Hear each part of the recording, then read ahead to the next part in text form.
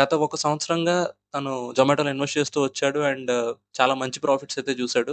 So, అతని experience ప్రకారం అసల ఇది మంచి సమయమా కాదా అనేది మనం తెలుసుకుందాం. సో, కార్తీక్. సో, బేసికల్లీ మీరు థంబ్‌నెయిల్‌లో చూసిన విధంగా, మన ఆదిత్య క్వెషన్ అడిగిన విధంగా చూసుకున్నట్లయితే, బిఫోర్ డిసెంబర్ 23 జొమాటోలో మనం ఎందుకు ఇన్వెస్ట్ చేయాలి? ఇన్వెస్ట్ చేయడం వల్ల లాభాలేంటంటే, చూసుకోవచ్చు. అసలా జొమాటో మనకి 1 ఇయర్‌లోనే ఇంత రిటర్న్స్ ఇవ్వడం వల్ల మనం చూడొచ్చు. ఎంత హై మనం చూసినప్పుడు, ఒక మార్కెట్‌లో ఒక న్యూస్ వచ్చింది జొమాటోకి సంబంధించి. ఇది సెన్సెక్స్ 30లోకి ఎంటర్ అవుతుంది అని చెప్పేసి ఏసీఐ ఇండెక్స్ అయితే అనౌన్స్ చేసింది.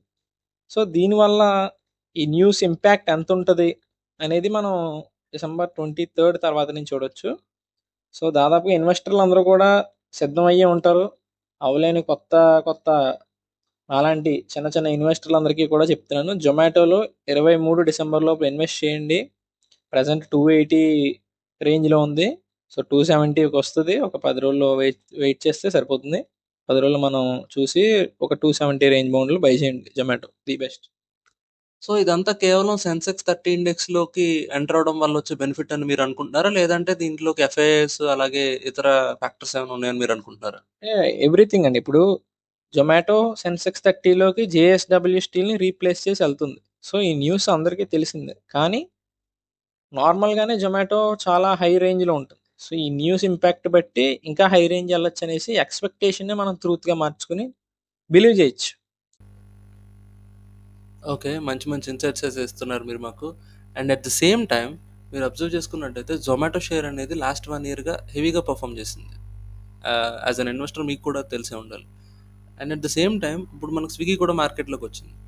అండ్ అలాగే ఎఫ్ఐఐస్ ఇండియా నుంచి వెళ్ళిపోవడం అనేది చూస్తున్నాం. బట్ స్టిల్ జొమాటో షేర్ అనేది నిలకడగా ఉంది. దాని పట్ల మీ ఒపీనియన్ ఏంటి? ఎఫ్ఐఐస్ అనేది వెళ్ళిపోవడం అనేది ఆళ్ళు చైనా మార్కెట్‌లో ఏదో ఒక లూప్ అనేది దొరికింది. అంటే ఒక పెట్టుబడులు పెడితే ఎక్కువ లాభాలు ఇస్తాం అన్నట్టుగా చైనా మార్కెట్ వీళ్ళందరినీ టెంప్ట్ చేసింది.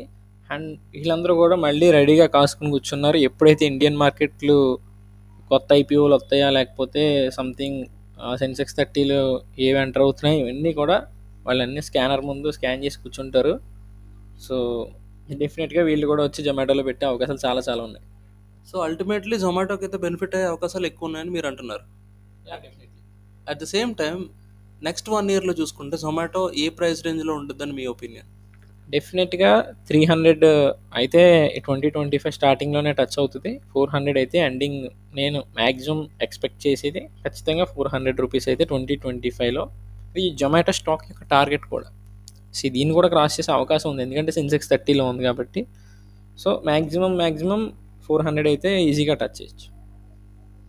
ఓకే. మరి ఇన్ని మంచి ఇన్ఫర్మేషన్స్ మీరు మాకు పాస్ ఆన్ చేసినందుకు సబ్స్క్రైబర్స్ అందరికీ ఒక చిన్న ఇన్ఫర్మేషన్. సో, ప్లీజ్ సబ్స్క్రైబ్ చేసుకొని ఉంచుకోండి. ఇలాంటి మంచి మంచి వీడియోస్‌తో మళ్ళీ మీ ముందుకొస్తాం. Bye bye and take care. Okay. Okay. Thank you so much.